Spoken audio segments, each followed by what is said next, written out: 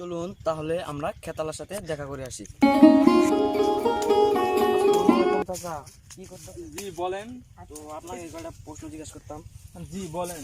আর এই বড় বাগানটা কার? এই বড়ির বাগানটা তো আমাদেরই। তো আপনার বাগানে কয় ধরনের বড়ি আছে? বড়ি আছে 2-3 রকমের বড়ি আছে। চলেন আপনারা দেখতে চাইলে আসেন।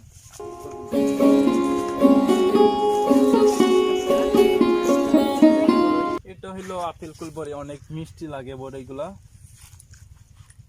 দেখুন আমাদের একটা বড়ই খায় কিরকম মিষ্টি হয়েছে। অনেক রকমের বড়ই আছে আমাদের বাগানে। না অবশ্যই বড়ইটা অনেক মিষ্টি, আপনার ক্ষেতের বড়ইগুলো অনেক ভালো।